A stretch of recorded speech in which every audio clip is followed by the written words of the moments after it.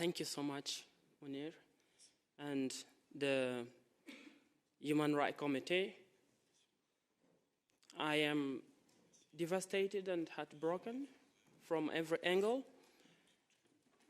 that I have to rewound myself over and over again to seek justice, accountability, and to try to reconstruct my dignity and the dignity of my people that have been stepped on. But I'm equally grateful for having a space where we are heard, where we can communicate our voices, because for us this is the beginning of justice, the space to tell what we have experienced on our bodies and to think together what justice would mean, and to also look up to the institutions which have been entrusted into ensuring that criminals are held accountable and victims find justice. As my name has been said, I am David Yambo. I'm the president of Refugees in Libya, a human rights defender, and a victim of Al-Masri. In my country, Sudan, I was already a child soldier, and I ended up in Libya after fleeing my country. When I got to Libya, I was tortured, enslaved, and dehumanized beyond my comprehension. I tried to escape Libya on the central Mediterranean 5 times, and each of those times I was kidnapped at sea by EU-funded Coast Guard and pulled back to Libya, where I was tortured. And this pull back to Libya was not thoroughly done by Libya and the Libyan Coast Guard, but it was supported by Frontex, which operate on the central Mediterranean and transmit boat information that are in distress back to the Libyan militias. On these times, when I found myself in Libya in 2019, I was detained in an official detention center, where then I was sold as a slave to Al-Masri, and from there I became a slave once again. From this point, I was sent to Mitiga Air Base, where I was forced to work in construction and even in front lines, carrying munitions and doing all those inhuman things. But not only that, I was personally tortured by Al-Masri himself in different forms that I do not know how to describe, because I did not deserve it. Those who died that I witnessed did not also deserve it. From here, when I was in Libya, still I continued to document in the hope that justice could come.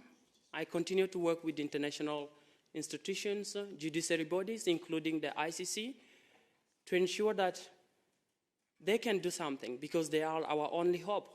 I survived. Many survived because the ICC have been our only hope from the moment I fled from my country of origin. I had to put my life at risk by doing so, and even when I arrived in Europe, in Italy in 2022, I continued to do this work. But until the 19th of January, my torturer, this wanted criminal, a killer, a murderer, and a rapist, a grave human trafficker, was roaming across Europe, and he was in Italy, the country where I have sought refuge. And when he was apprehended, instead of marching him to the International Criminal Court to face accountability and justice, he was smuggled away back to Libya, where he will continue to commit mass crimes against the Libyan people, against humanity, and against migrants. Through this, when we started to search for answers to our questions, we found that the Prime Minister of Italy, Giorgia Meloni, is immediately responsible. The Minister of Interior, Matteo Piantadosi, is also immediately responsible. The Minister of Justice, Carlo Nordio, he is also responsible. Alfredo Mantovano. These people played a key role in smuggling someone away from justice, in taking what we thought we deserve, something that should have been there from the very moment that he was arrested. But now, as refugees in Libya, our struggle does not stop here. That is why I am also here today, and I want to reiterate that we want justice. We want Al-Masri and the rest of the criminals to be put to court and tried, and those who are managing the Libyan Coast Guard and the DSIM in Libya. But not only that, justice for us means protection and safety. This would mean the evacuation of those who are stuck in Libya in those inhuman detention camps that are financed by Italy. And it means that it's looking also to the people who are suffering in Tunisia. Since the EU has signed a memorandum with Tunisia, there is a continuous massacre of the black migrants across Tunisia, where now there is still active state-to-state human trafficking between Tunisia and Libya, and the auctioning of black people.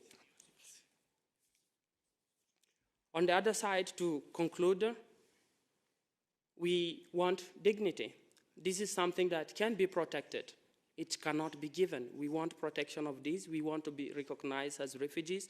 And when discussions are held about us, we are called and we are listened to. And the demands to the ICC, we want a protection for witnesses and victims who are here within Europe and those still in Libya. We want the expansion of the scope on war crimes, because just yesterday, thank you, I have to show these mass graves. When these things happen, which was discovered 2 days ago, it's really, I cannot look away from it. And I want us to all contribute to ensure that we find justice and accountability.